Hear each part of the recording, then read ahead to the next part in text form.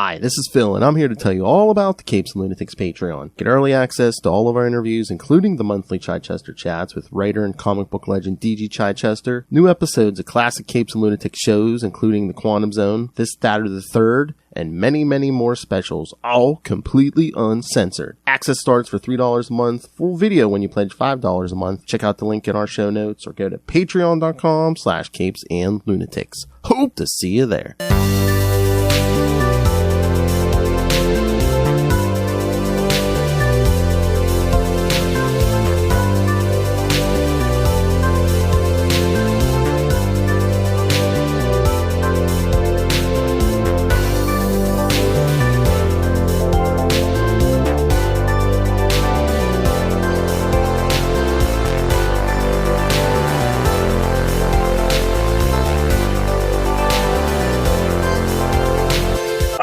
Me hearties, and welcome once again to Full Stream Ahead.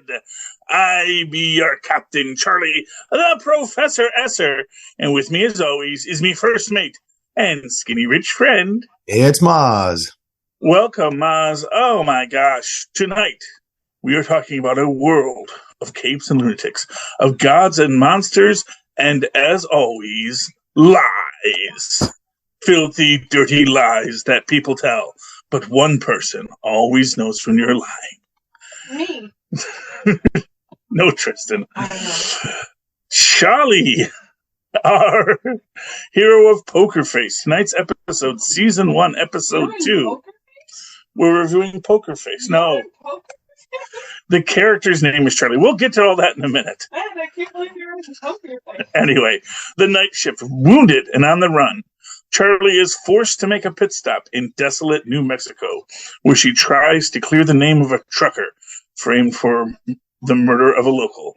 Our director this week is Ryan Johnson. That's a name people probably have heard of.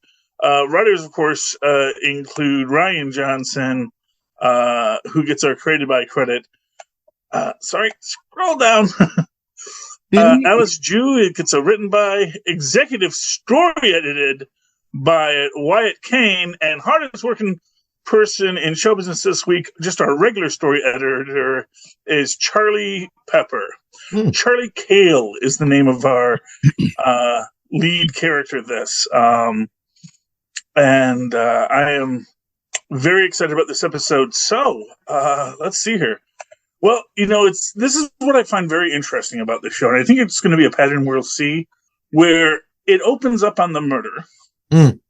And then we get the backstory on the murder, and then we later find out that she had already come to town, and she's already in the background as these interacting. Yeah. One thing I like in this is just just how much misdirect there is, how much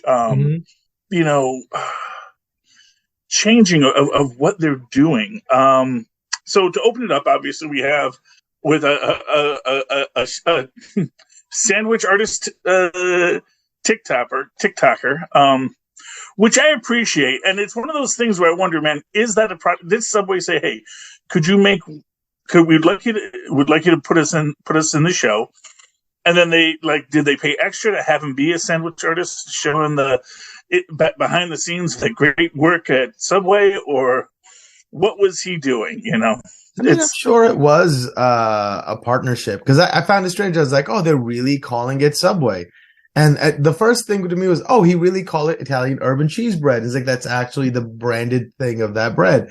So It must have been a paid partnership. Yeah. And I don't mind that. And that's what was cool about it to me. It's like, you make something out of your own situation, right? Whatever you're in, like sandwich artist may just be like a term that's thrown around, but if you believe in it, if you take it seriously, there's things you can do with that. Yeah.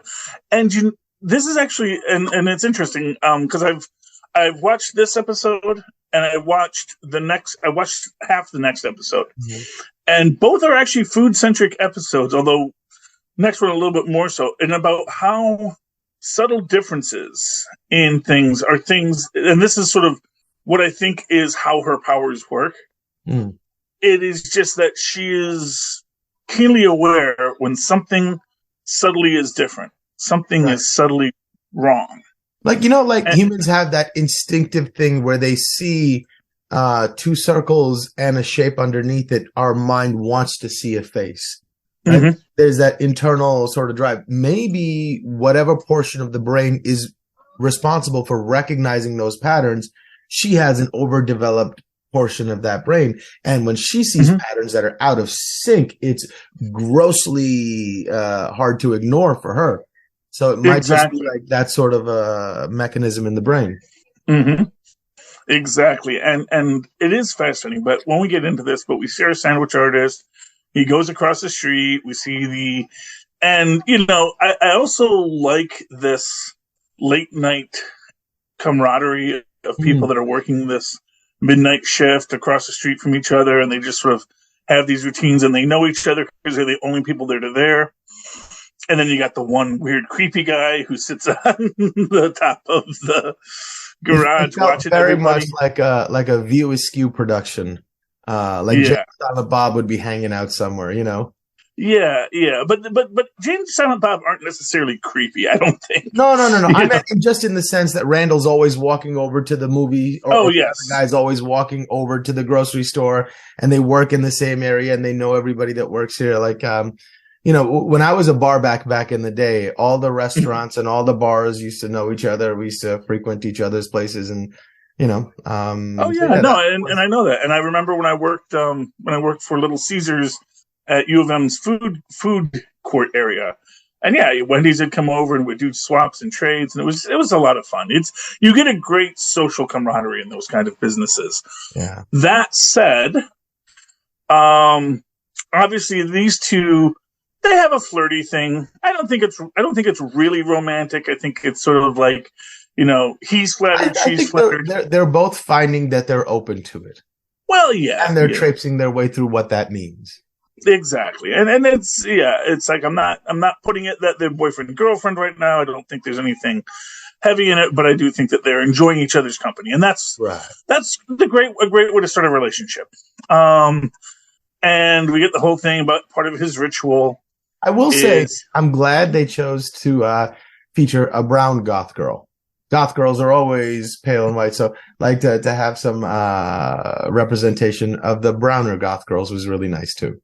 And you know what's funny about that to me is I never realized that, because like to me, I mean, I knew goths in high school, but I also lived in Michigan, so it was we did have a lot of Hispanics in Michigan, and so I met goth people of all stripes. But like one of my first big representations of a goth girl on TV was actually the Extreme Ghostbusters, where the female ghost nerd character, the goth girl, she's Hispanic, and she's got they even had episodes with her grandmother and stuff like that. But it's so to me, I always, and again, probably also because growing up with the Addams Family, you have a character like Gomez Addams. Now, granted, played by John Astin, but the idea that goths can be Mexican, that makes sense to me. Yeah, it was nice to see. It was nice to see, and nice to see a nice interesting cast. I mean, when we get to Marge is cool too. Now, where have I seen Marge before? Because I feel like I've seen her somewhere recently. She's her name is actually Hong Chao, which surprised me because I actually had thought she was Native American. She's actually apparently Asian. So that's the whole thing. But she was in Downsizing. She was in The Menu. She plays Elsa in The Menu, and she's also in The Whale. See, I've definitely seen her in Downsizing in The Whale. She's really good. Yes, and let's see her. She's also in apparently The Night Agent. Okay, heard good things about that too. Yeah, but yes, and I'm not saying she's not native, but apparently with a name like Hong Chao, you're assuming she at least has a paternal line that is Asian. But that's an assumption, and when you assume, you have problems. So anyway, but she's cool, and she's very cool, especially just on every, and I love the way that she kind of helps Charlie out when she gets there. And you see how, she gives her advice, especially on how you have to hide, how you have to be off the grid, and how anytime you get a ping, that is very dangerous for you, which actually makes me worry about her because she does get pinged in this, although hopefully she's keeping who she is a secret. Because apparently, because that's her thing, is she's got an uncle. Engender enough goodwill that people will look out for her. Yeah. And, and makes the point about, 4 hours after you use the ATM before someone finds you. Which is interesting. I did love the fact that, she's got her watch and she's watching the time. But again, one of the things I like in that is that when the bad guy comes to town, the people that she knows instinctively lie for her. Right. They make it very clear that, no, she was like, oh, yeah, no, she was here, but then she left. I think she said she was going to California because, she liked the sand and the beach, But anyway, as it plays, it's all very interesting. But let's get to the actual murder. So the murder comes about because the subway shop guy who used to be in the Marines, he wants to be protective of his friend because he knows this guy is really pushing things and making her uncomfortable. And he has an eye for these sort of things. He mentions it too. He's like, I can tell when somebody's more dangerous than they appear. It's like that guy's got a unpredictable wildness in his eyes. That is really, really unsettling. And he was right. Although it's interesting in that same way, there is this aspect where this is about people who are observing things and making note of things that other people maybe don't do. And, within that structure, you have this idea of, in the same way that that our hero, Charlie, picks up on those subtle keys, these people pick up on those subtle keys as well. And it's interesting in this that, while they're talking up there, the guy's making the point about, you see this truck all the way over there, how it's away from any sight lines of cameras, away from the other trucks. Yeah, and just how that is exactly how, what's the word I'm looking for? How he knows they're doing something illegal, which it turns out she is, and that's the thing. It's like, there's always two things can be true, as I always like to say. But the guy, he does get confronted by the ex-soldier who tells him to back off, and then he gets very indignant. It's like, hey, I've lived here my whole life. You just got here 8 months ago. Who are you to tell me what my relationship is with her? Yada, yada, yada. And they get into some nice philosophical talking. And the one guy's talking about everything's luck. And then the guy says, no, it's not luck. It's what you make happen for you. And then, as luck would have it, the guy says, I don't even play these things to win. I just get them and I scratch them off because it's fun. It's a little game I play, which is why I gamble. But at the same time, in the back of my head, I'm always hoping I'll win. And this time, the guy goes, oh my gosh, I won. And he's like flabbergasted and kind of loses himself because he suddenly realizes he won this money. That's a big deal. But then the other guy takes it, pushes him off. He's already ranting and raving about how unfair the world is, that he was denied his birthright of luck. And that's why he's in the position that he is. And he says it to Charlie later too. He goes, man, I've already lost my opportunity. Man, the potential that I had, if I could have been somebody, right? He's having that moment. And in that moment, he's already lamenting the unfairness of the world. And then this guy who he knows she is kind of, not treating the same way she treats me.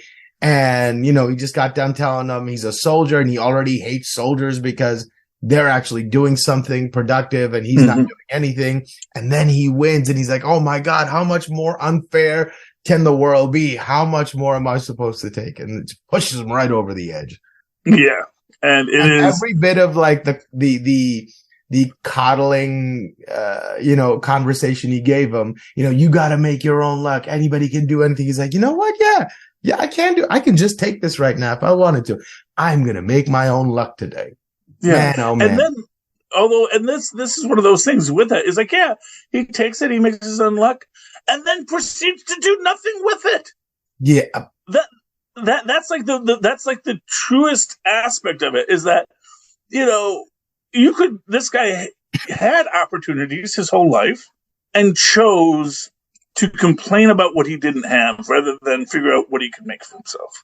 Right. You know, I mean, I know that's a lot of bootstrappery and I don't like to push that kind of a thought, but you know, at the end of the day, we are responsible for our own health and welfare, especially if you're a young, able-bodied, and not to find a point on a white guy, you know.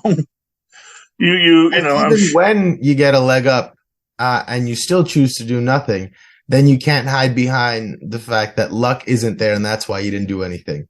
Right now, you have to recognize maybe it's me. Mm-hmm. Well, and I think at the end it was him, and that's really that moral of that story. But you know, it is neat, and just all the little mistakes that happen. Because this was not a planned, premeditated murder, but the guy like thinks well on his feet. I'll give him that much. I mean, to a degree. To a degree. Well, what it is he's smart enough to know what the limitations of the cameras are, what the cameras can and can't do, and maybe even how to delete video on it, you know. Because something happened there where stuff should have been on the camera that was not. And, you know, and when he carries the guy across the street, I'm thinking he's got to get caught on that camera. On the 35 other cameras that must be watching this little stretch of the highway. Yeah, but actually when we look at it, we realize that, they don't go across the street. Because they're really interested in what's happening across the street. They want to see what's right in front of them, you know. They're not looking that far out. They're looking for, you know, the parking lot, not across the street to where the cameras aren't, as the guy points out. But of course, that's where the dash cams come in handy. So, on one hand, you think, this guy's definitely going to get caught. But then, you know, you're like, well, actually, I guess he did plan out at least somewhat. He was able to use his knowledge of the terrain and everything to solve his problems. And in that sense, kind of that ironic thing, what the soldier tells him, which is like, you know, a guy like you, that's really important. You know, you notice things, you see things, you know, you could really achieve something in the military, you know. Now, he doesn't like that because he doesn't want to do that because, you know, they make you get up at 6 a.m. and his uncle probably doesn't because he's sitting on the roof at midnight. Right. So, you know, I'm assuming this guy sleeps in and sets his own hours. I mean, it seems like that's that kind of area because the other subway guy says, I just show up when I feel like it also. So, yeah, well, you know. Maybe that's just desert mindset, you know? I don't know. Well, it's on Route 66. And Route 66, even if there are parts that are well-traveled, they're not as well-traveled as they used to be. And this is in the middle of New Mexico. So, you know, you've got a local population and they've got people that come and go. It's not like wherever she was before, which wasn't Reno, but it was like one of those smaller casinos outside of Reno, as I recall. You know, and that gets foot traffic and things like that. Now she's going the other way. But within that, it is interesting the way that they build out the case because, of course, the guy, after he gets the ticket, he fakes it so he says he won it, and of course, while she's driving away after Marge has been arrested, because she knew Marge had a gun, she's thinking, well, I guess someone messed with her and she shot him. But then she hears on the radio that the guy was bludgeoned to death, and that's when she knows that doesn't make sense. And I love that by that time her clock is already ticking. Yeah, and she's like, Yeah. But she figures she's got like an hour to get back. It's like she's still got a little time.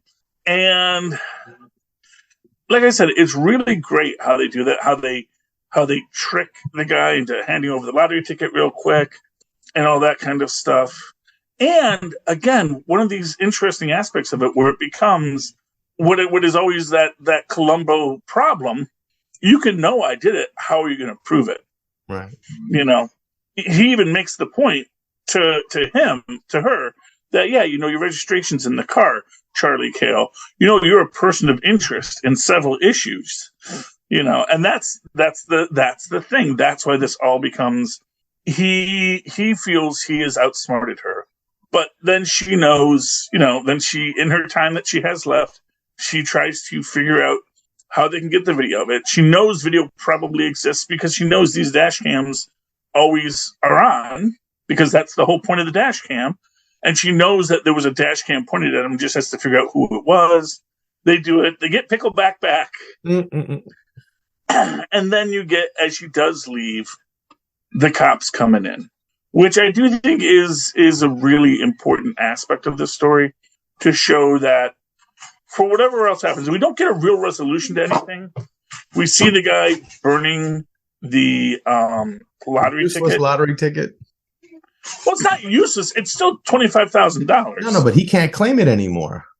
Oh, I mean, yeah, arguably. But I just heard a story the other day about there was an investigation happening that this guy stole this woman's winning lottery ticket and tried to turn it in. They're very specific about that. They can get a camera and be like, this serial number was sold at this time.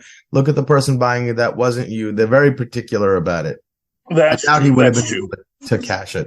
Although, and again, this is maybe one of those things about how useless this guy is, because the fact of the matter is, I mean, yeah, it's only been a day, but he could have, started the paperwork processing immediately to get it paid, He could have signed the back, he could have started the process, and then at least he's made his claim. But this guy's still just sitting with it in his pocket, knowing that he actually just stole it from another guy, Yeah. So why he didn't get in a car and drive 1,000 miles away like he always said he wanted to is beyond me. But I guess that goes to show the killers always show up back at the scene, right? Yeah. Well, or that if you're a loser, it's probably because you made some choices, especially, and that's, I don't know. That's a controversial statement, because I know lots of people have lots of problems, and I have lots of problems too.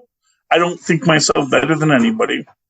But I do think that when people sit and complain about their life a lot, it's good to complain, and it's good to know what your threats are and problems are. But then you have to say, how am I going to address it? And how am I going to fix it? And whatever your concern is, even if you feel the world's against you, I know lots of people who feel the world's against them that still carry on and call out the world when they feel they're being treated unfairly, and do everything they can to keep themselves moving forward, because what else are you going to do? And a guy who's basically living on his uncle's garage, and what he's even doing, we're not even sure, except maybe doing a little roustabout work for his uncle, who probably owns the place, so he has some savings and all that kind of stuff. By the way, big shout out to John Ratzenberger. I was so happy to see him in this. Cheers, right? Yeah. That's who played the uncle, and he's got the hearing aids. He has to turn up and down, and it was a really great role for him. And I liked everything about him in the sense that he was he is protecting his nephew, but he's also not gonna cause problems for anyone. But he's also not gonna acknowledge his nephew as someone above reproach. And when he realizes what his nephew did, that his nephew cut the brake cable on Charlie's car, he's like, you're on your own, kid. I gave you every opportunity. Also, I loved you like a son. The implication at the end was that his hearing aids were turned up and he heard the entire conversation. So perhaps the cops won't listen to some vagrant, runaway or whatever, but they are going to listen to an established businessman who's an established member of the community. Yep, and the girl saw the lottery ticket too, and so, and again, like you say, everything about it plays out where he will get his comeuppance, you know. And without $25,000, he's got no lawyer to protect him, so he's gonna have to deal with the DA, and it'll be, you know, he'll probably plead it out to aggravated assault, resulting in, accidental manslaughter. Because, he'll say, I just got excited and I pushed him and he fell. Of course, then hitting him with the crowbar, that's the hard part. And then on top of that, the charges of trying to pin it into somebody else, moving a body, moving evidence. I don't know. There's 30 million charges they can put on. Yeah, as you start to break it all out. Let's put it this way. I think he'll get at least 20 years. Yeah, especially since he has no money for a lawyer. Yeah, that's the real crux of it. And it's just because he was a stupid criminal and he did something stupid, as most criminals do, because, Yeah, as most people who think the world owes them something without having to work for it. Exactly, And it's weird, but I'm very glad we picked this show because I have been wanting to talk about it.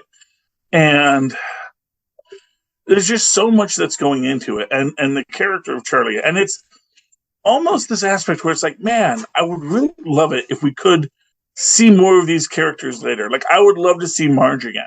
That was the one disappointment I had with this episode. I wanted to see Marge get out and be thankful and grateful and be and like, I don't know, whoever's chasing her, maybe now that she has been arrested, the guy's there waiting for her. I don't know, whoever's after her. Yeah, I mean, that's the problem with it. And she's got to basically duck out and get out again fast as she can. And, her truck is gone. So she's got a lot of, because they impound that, But hey, at least she's not going to jail for murder. Yeah, and, she can probably get herself back to where she needs to be, That's the thing. And that's the thing. And truth be told, it's a question of whether or not she gets pinged, Because if she got arrested, she got pinged. You know what I'm saying? No. I mean, only if her prints were already in the system under her old name. That's basically how that works out. Like, if she's not in a database under her old name. Whoever's looking for her can find her off an ATM. They're definitely aware. If it's on the radio, some trucker was arrested and blah, blah, blah.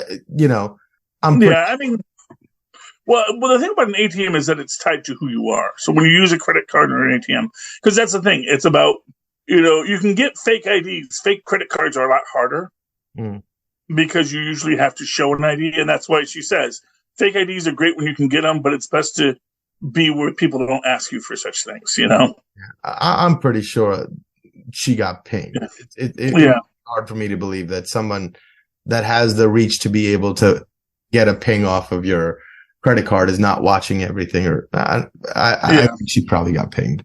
Yeah, and there's lots of possibilities with that. So I'm not gonna say she got out free, and I think that's probably why they didn't really tell more of that story, because I think even in the back of Charlie's mind, she knows, I really hope she got out. Yeah, and it's not like Charlie caused her situation.